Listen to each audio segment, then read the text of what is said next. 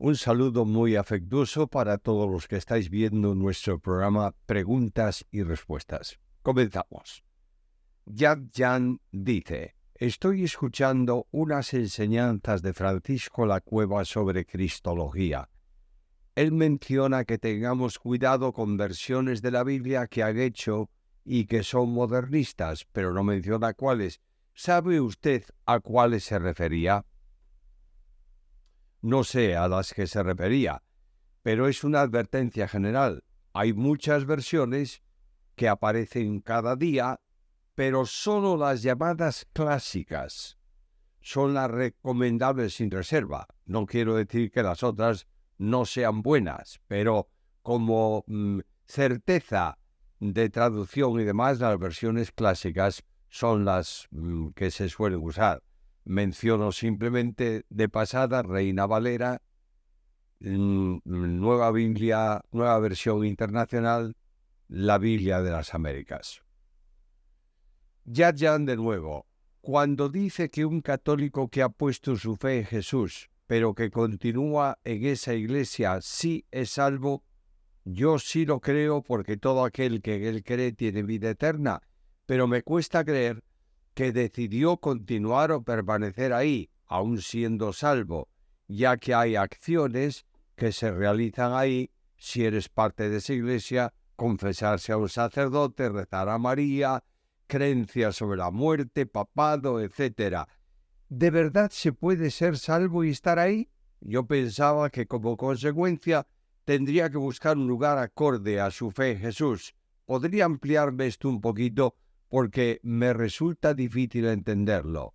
Esta respuesta la dio usted el 29 de marzo en el minuto 18:14 a Ricardo Moreno. Gracias por la precisión y por la referencia a la respuesta. La salvación es por gracia mediante la fe. Por tanto, todo el que cree en Cristo y lo recibe como único Salvador es salvo, esté donde esté. Es cierto que hay mucho lastre contrario a la Biblia en ciertas religiones, especialmente en la que tú has mencionado, pero eso se detecta a medida que se estudia la Biblia. Si no, no se percibe y se continúa en prácticas erróneas. Pero eso no impide que se disfrute de la salvación si es que ha creído. Hay iglesias evangélicas en las que también, por supuesto en menor medida, está establecido un sistema religioso de tradiciones, formas de culto, vestidos, música, días de fiesta, etcétera, etcétera, que no son bíblicos, pero por eso no se deja de ser salvo. Ángela Silva, ¿cuánto hace que no vas a Estados Unidos a hacer algunas conferencias y si Dios mediante tiene en la agenda algún viaje planificado para hacer algunas conferencias en Estados Unidos? El 20 de este mes saldré para Estados Unidos, donde tendré conferencias en Miami y luego estaré también en Arkansas. Voy a estar un mes en los Estados Unidos, Dios mediante. De nuevo Ángela Silva. Veo que hay mucha gente herida internamente. Me doy cuenta que en los creyentes que hay más desconfianza los unos de los otros porque no hay amor entre los creyentes. Bueno, el problema es de fácil solución. Amar más unos a otros, cosa que solo es posible en dependencia del Espíritu Santo. Ruth, ¿podría explicarme 2 Timoteo 3, 6, 7, que dice así? Porque de estos son los que se meten en las casas y llevan cautivas a mujercillas cargadas de pecado, arrastradas por diversas concupiscencias. Estas siempre están aprendiendo y nunca pueden llegar al conocimiento de la verdad. Se está refiriendo a personas que con ciertas recomendaciones venían a las iglesias predicando falsa doctrina. Se introducían en el ámbito de la familia, logrando cautivar a un cierto tipo de mujeres, como hizo Satanás con Eva. Pablo dice que son juguetes de las pasiones, por lo que no les interesa la verdad, sino las novedades y las experiencias. Son curiosas, que nunca aprenden y se mantienen en la verdad, porque lo único que desean son curiosidades y novedades. Silver Cat: lo que necesita este mundo son buenas obras. Es muy cómodo decir que las obras no importan. Esa es la razón por la que en países como Estados Unidos reina el libertinaje en todos los ámbitos. El libertinaje vende. Triste. ¿Quién dice que las buenas obras no importan? Lo supones tú. Porque eso es contrario a la Biblia, ya que Dios nos ha creado para buenas obras, las cuales Dios preparó de antemano para que anduviésemos en ellas. Efesios capítulo 2, versículo 10.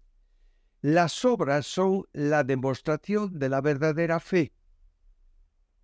Tienen importancia, naturalmente, pero no para salvación, sino como expresión de la salvación. Ahora bien, si las buenas obras no son el resultado del poder de Dios, sino del esfuerzo humano, entonces estamos mal, porque estamos hablando de obras de hombres.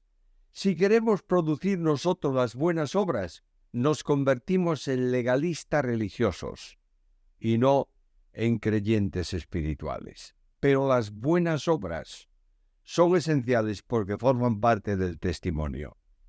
Silver Cat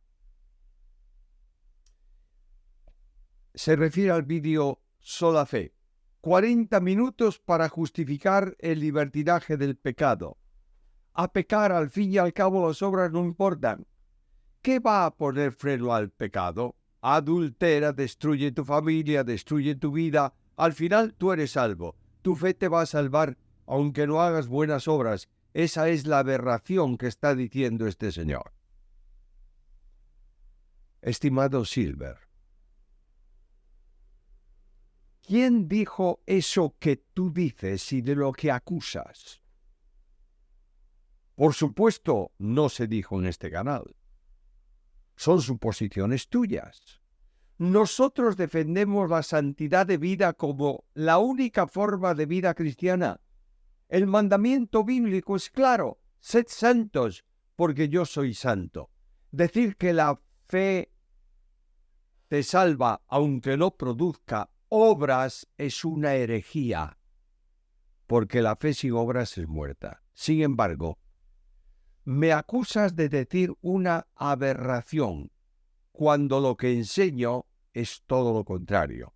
Sin embargo, quiero decirte que las obras sin fe son escoria moral, apariencia hipócrita y perversión de la verdadera experiencia de la vida cristiana.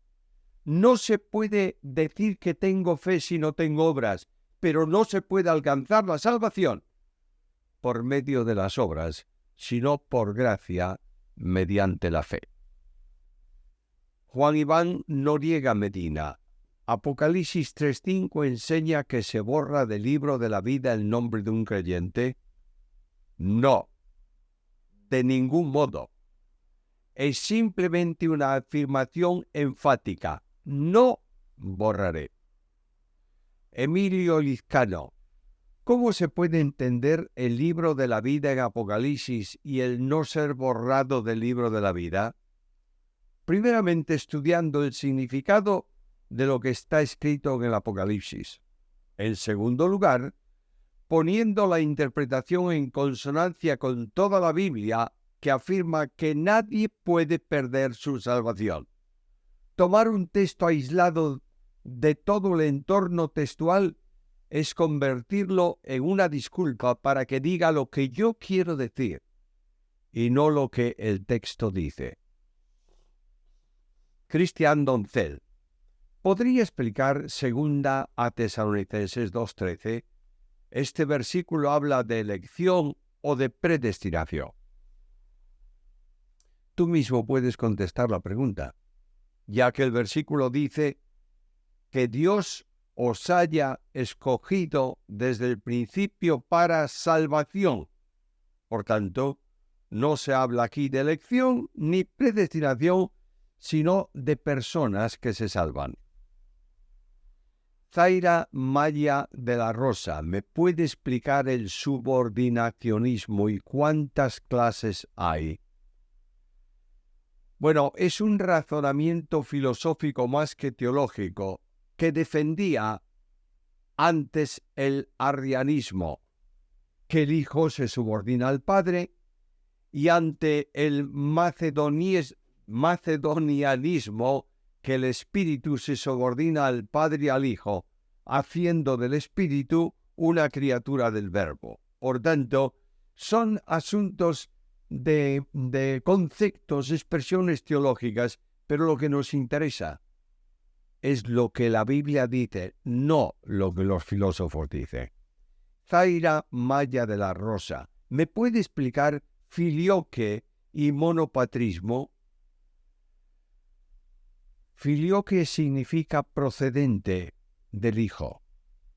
Surge en la controversia entre la teología griega y la latina sobre la procedencia del Espíritu Santo del Padre y del Hijo.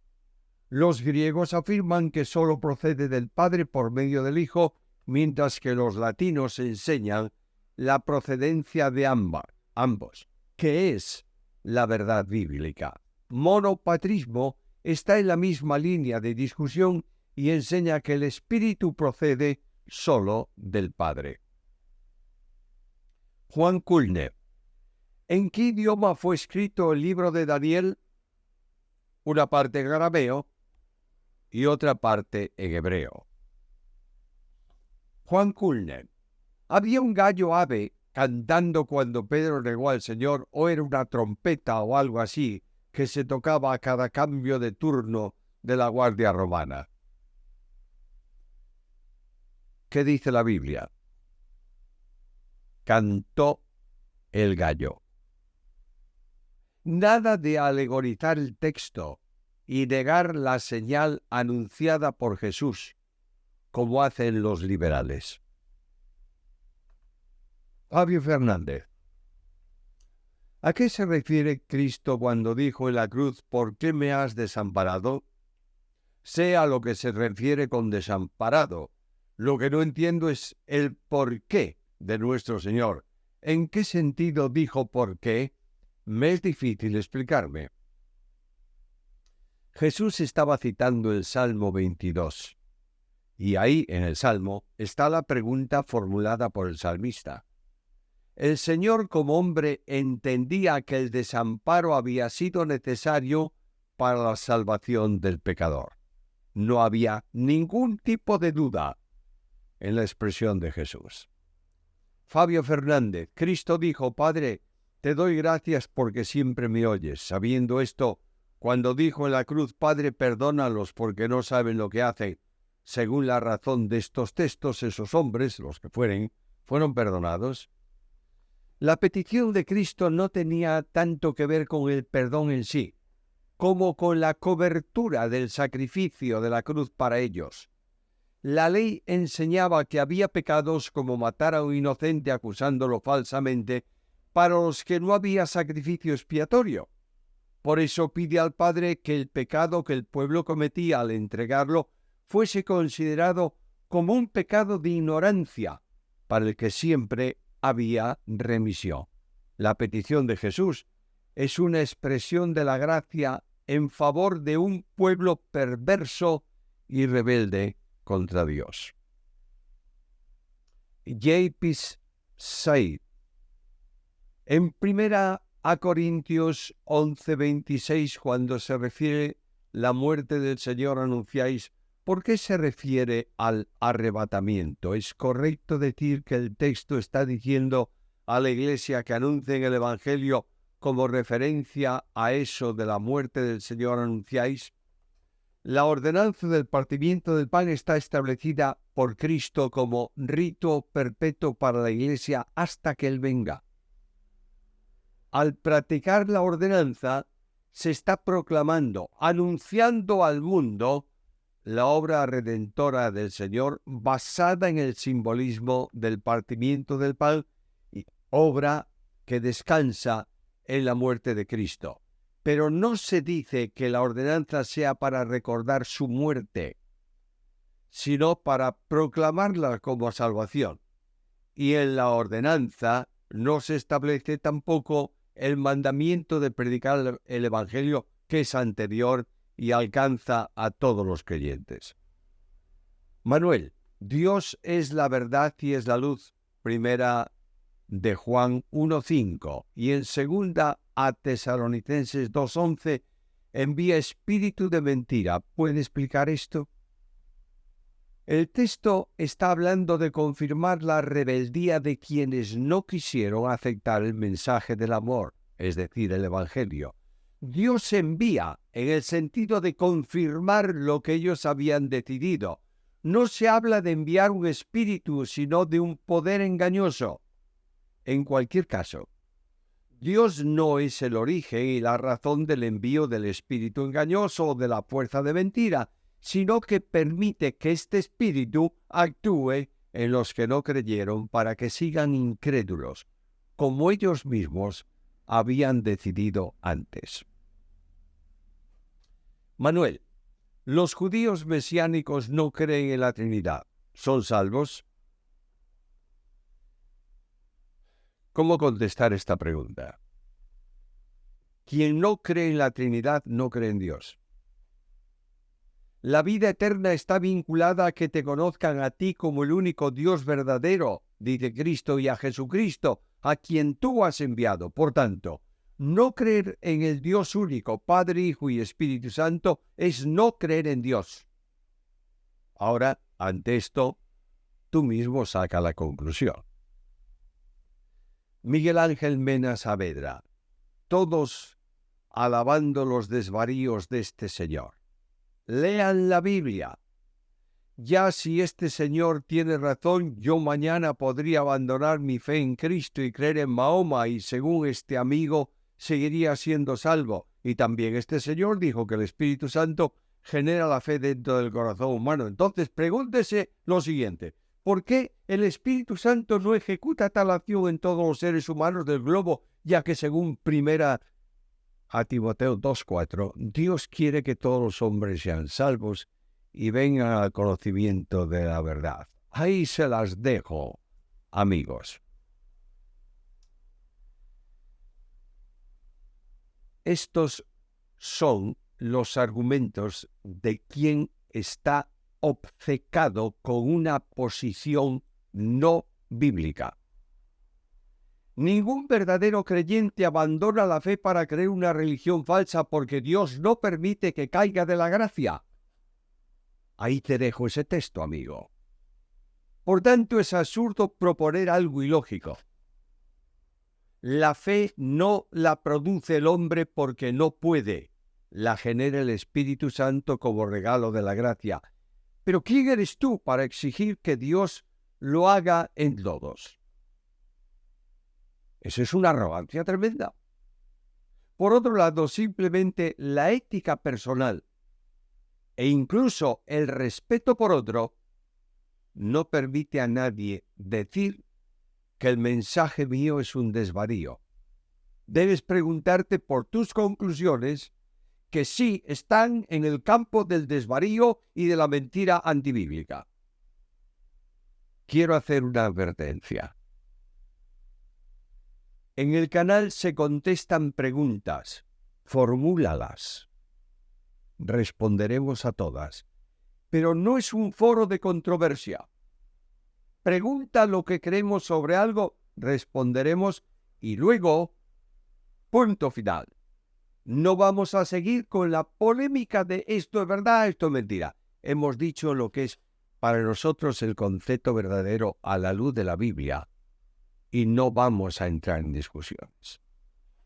Cristian Cerreduela, ¿cómo evitar que la frustración por no vivir una vida conforme a Dios nos arrincone y suframos constantemente con el ay en los labios y en el corazón? Bueno, haciendo lo que Pablo hacía, reconocer que no lo hemos alcanzado y proseguir al blanco en dependencia del Espíritu. No somos nosotros los que hacemos la voluntad de Dios con nuestro esfuerzo, sino que Él es el que produce en nosotros el querer y el hacer por su buena voluntad. La acción del diablo en el corazón del creyente que caiga en algún pecado, todos caemos, es: mira cómo eres, no eres creyente, eres una calamidad, no eres de buen testimonio, eres un fracasado. La acción del Espíritu es totalmente contraria. No has actuado bien, pero tu pecado ha sido perdonado en Cristo. Levántate y camina en el camino de victoria. Cristian Cerreduela, ¿qué es pecar voluntariamente? Es cometer el pecado cuando sabemos la disposición divina, burlándonos de Dios y pecando conscientemente con el deseo de desafiar a Dios. Es decir, tú dices no mentirás, pues yo digo que eso yo lo transgredo y miento. Eso es un pecado voluntario de ofensa directa a Dios. J.A.G.C. Me intriga la persona de Melquisedec. ¿Quién era? ¿Por qué salió a recibir a Abraham? ¿Por qué éste dio el diezmo?